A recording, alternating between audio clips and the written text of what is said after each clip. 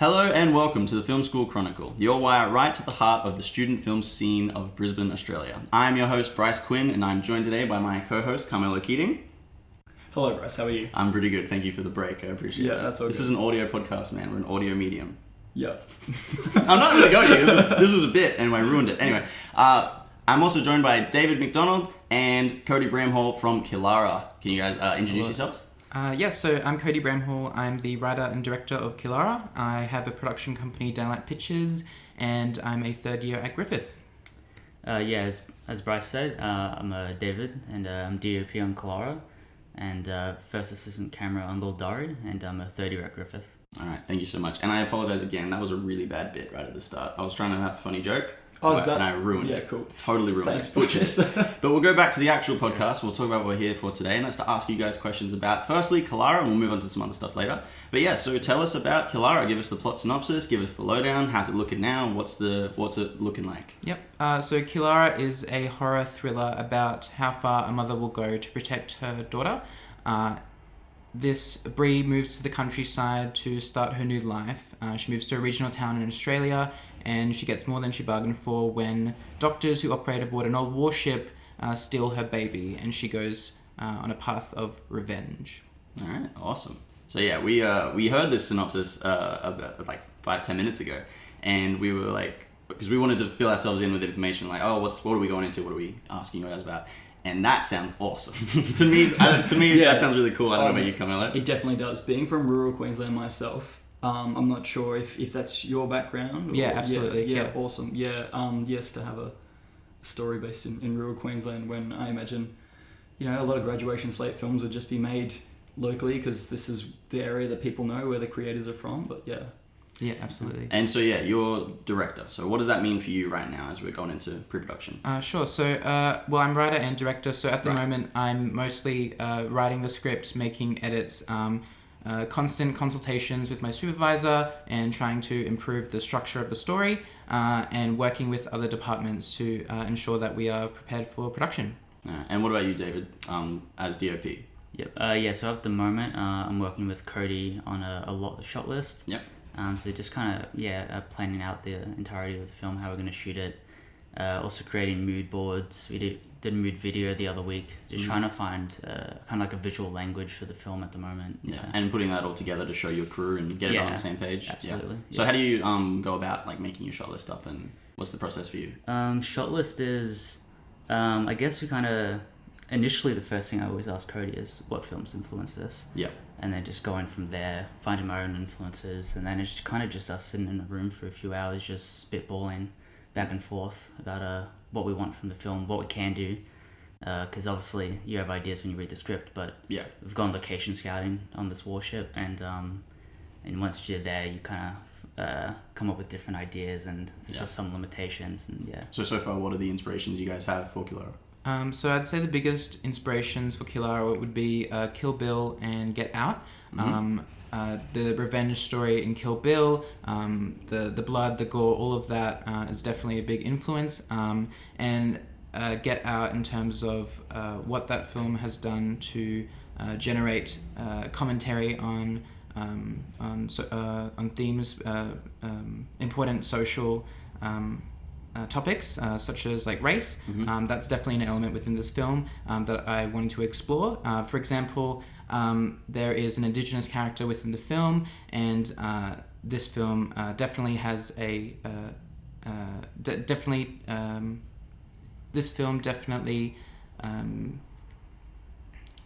I'm just trying to think what I'm trying to say. No worries at all. It definitely borrows from Australia's past, and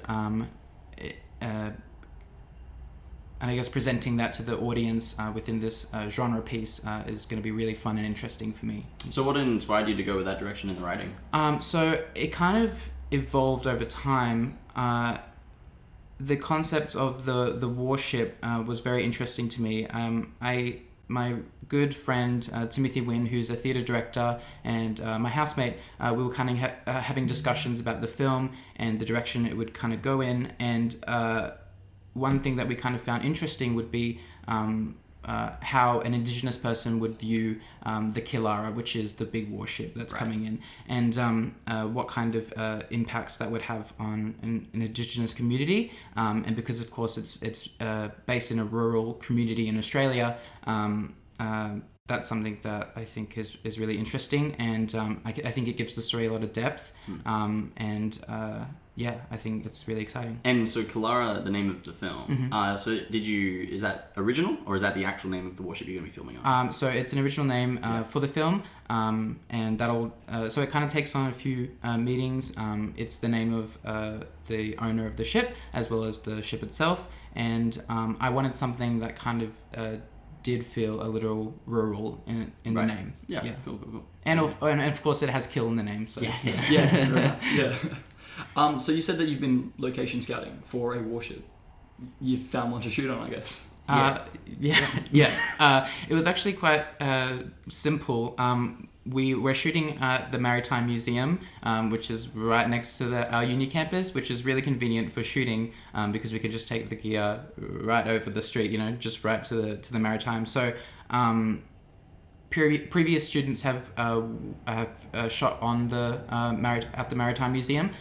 So it was just about finding the right people and just asking them, like, how did you do this? And they're like, I talked to this person. And then easy, done. Absolutely. Send the email off, and they confirmed it. They said, Yeah, it was pretty simple. And they've been really accommodating and really lovely about it. So it's been a really easy process in securing that location. Yeah. I was going to ask if you were just going to film at that one. It's right beside uni, so it seemed too obvious to me. But that raises a question for me. If it's based rurally, how are you going to tackle the whole city and everything being behind it and that sort of... Right. Yeah. So I think a lot of the film will be shot from inside the ship. Yeah. So we won't really be seeing outside. And there's two reasons for that. One, because I wanted the main characters to feel isolated, trapped within this location. But also there's a secondary purpose, which is I don't want to see the city in the shots. Of course, yeah. Yeah, take away from it a little bit. So once we finish shooting on the ship, we're going out to kind of... we haven't quite found a location yet, but going out to rural to kind of shoot the first scenes of the movie, and then stitching those two locations together. How rural are you going? Big sort of trip for this film? Yeah, I'd say so. We want to go somewhere that looks remote, and it's key in making this story work. And I don't think we could do something locally. I don't think, no. Yeah. So are we talking dressmaker kind of remote? I don't know if you guys have seen that one. I haven't seen that one. No, not quite that remote. Okay. But I guess, we can just try to cheat it a little bit, but we're just trying to find I don't want to say too much about the film, but it starts with kind of this Brianna Road and just kind of nothing around there. Right, so we're just trying to find that location, All right. Maybe I should have prepped a bit more. I've forgotten what was next on the list. That's okay. I was actually just going to say, so coming from rural Queensland, I come from exactly that sort of area where it's one of those nothing around sort of places.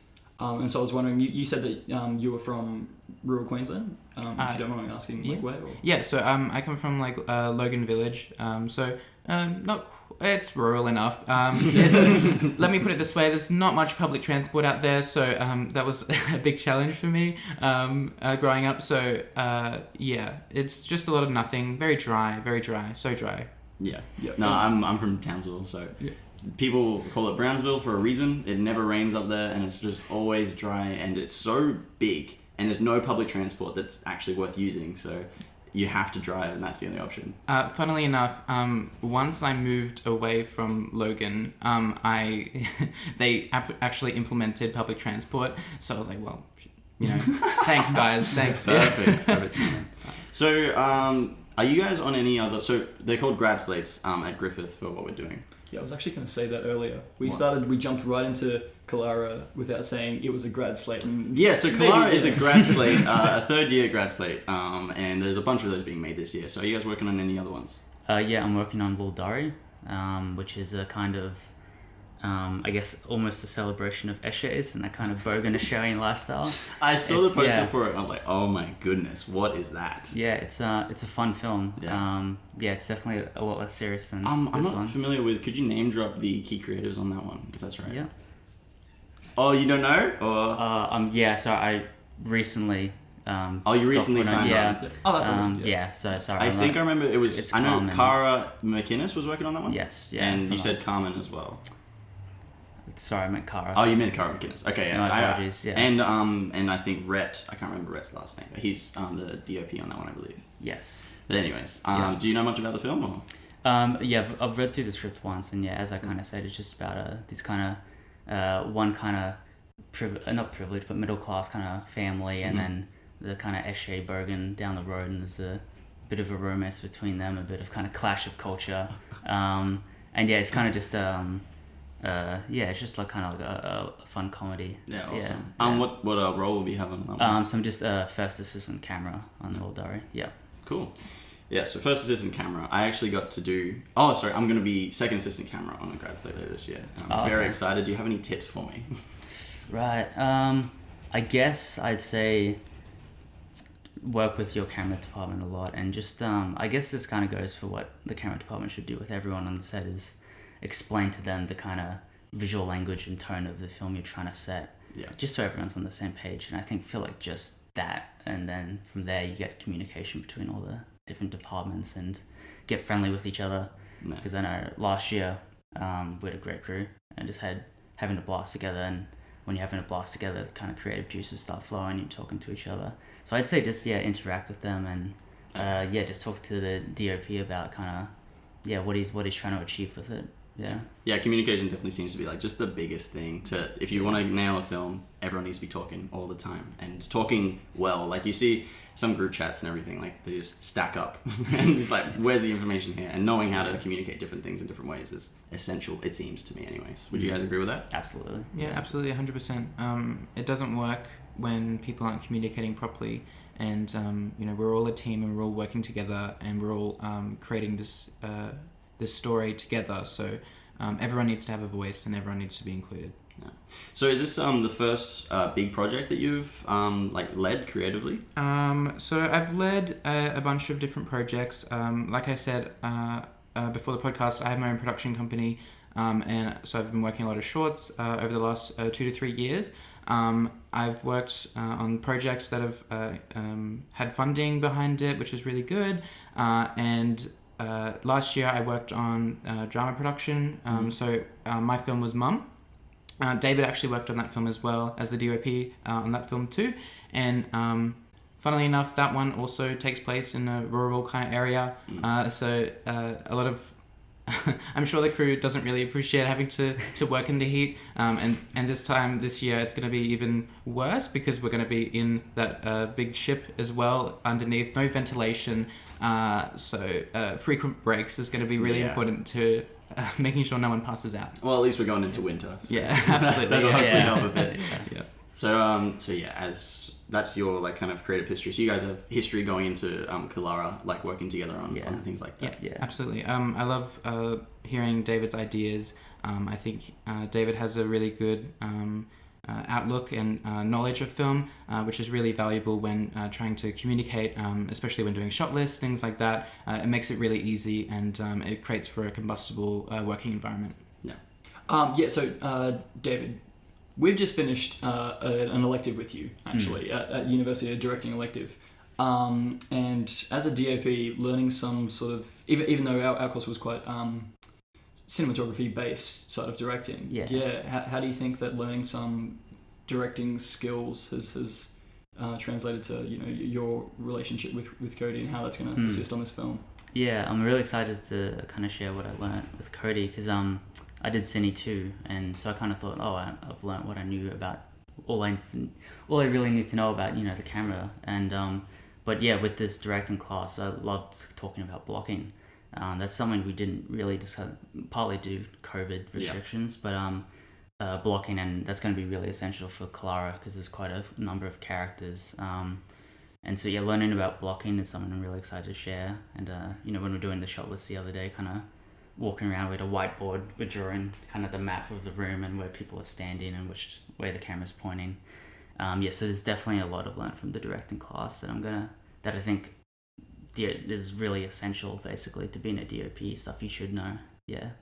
Now, what's your gear? What's your setup? What do you go My for? gear? Yeah. So for this project, we're using the Ari Alexa Classic. Mm-hmm. I only got to touch it the other week for the first time. I can touch Yeah. That was pretty much it. Yeah. Yeah. I was when they were like, "Oh, these are the cameras you can use." I was like, "Ari Alexa Classic." Yeah, I've heard about that. And I typed it up, and it's like all these movies I loved had used it. Also, cameras similar to it, the other Alexas, like the Alexa Mini. But yes, this massive camera we're gonna use. So yeah, I don't have any setups per se, but got to do the induction last week, and just got to use the zoom lenses on it and just how to set it up with the monitors and whatnot. And yeah, I don't want to nerd out on all the camera. Oh no, techniques. please, no doubt. Let's go.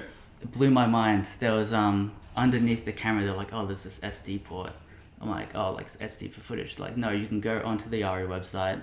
You can type in all the kind of prerequisites you want. So like what aspect ratio you want to shoot at, the frames, just a whole list of stuff. Because normally you spend like the first hour setting up the camera, and then you got to go through all the settings and do that. Yeah. You literally just plug the SD in, and it loads up all the settings. That is very cool, actually. that I was that's ready awesome. for you to just start talking and me not understanding anything, because I'm not a cameras guy. Yeah. But that's awesome. Yeah, so it's just super helpful. And I was like, where has this been all my life? You know, that kind of thing. Yeah. Also, apologies to the audience. Whatever's outside making all that noise. It's a tree. It's the tree? I didn't know it did that. It's really windy outside today. Trees like rattling. Attacking the house. Yeah. Of course. Fun stuff to deal with in post. Anyways, so back to Killara. I had a question about your kind of ideas, like directing and writing. You said you've filmed like a rural thing last year with Mum, and now you're going into Killara filming this. Is that where you want to take your writing career kind of thing? I guess having grown up in a more regional town, I guess that's sort of it's definitely influenced my writing. I don't necessarily know why. It's just something that's happened. And I guess it just creates for really interesting situations with the characters. It's something that I can relate to. And especially when I'm writing something that is a little bit where I have to kind of do more research and find out different things that I don't know. Kind of basing it in some reality that I do know is beneficial, and it kind of makes it more relatable for me, I think. Yeah. Right. And just to piggyback off of that, what I find great about the rural areas that Cody chooses to shoot in is that for Mom, the character was trapped in a house, and in Clara, the character's trapped on this war vessel. So there's a sense of claustrophobia within, but then even if they get outside of that, it's isolation. So there's just this isolation, and which really adds to the kind of dread and tension of this horror thrillers we're creating. Yeah. Awesome. And following on from that, where do you see, both of you, where do you guys see yourselves in 5 years? Like, what's the next steps after, like, through uni and then afterwards? So for myself, I would like to continue working on projects, getting funding for different projects. I recently submitted an application for a grant to try and make an action short.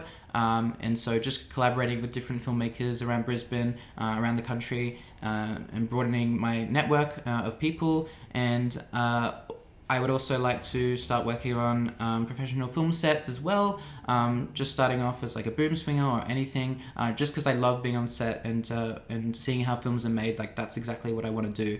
So just kind of pursuing all of that. And then I would also like to have a little hand in teaching as well. I would love to be like a tutor at Griffith or something. I think that's really fun, and working with different people and inspiring people is something that I find really really fun. Yeah. And David? So in 5 years... or just for the next, 5 years or so. This year I'm trying really hard to get onto some other sets, whether they're big or small, just because, just trying to kind of meet new people and networking with them, because, one set can lead to another. So that's kind of the plan for this year and then next year, just trying to, broaden out and get onto, some sets. All right. Yeah. And so, after uni, do you have any plans, or...? Not yet. Not yet. Yeah, it's kind of, we'll see how this year goes, and I guess next year will be based off of that. Yeah. Well, bringing it back to Killara as well. Do you guys have any questions for the release?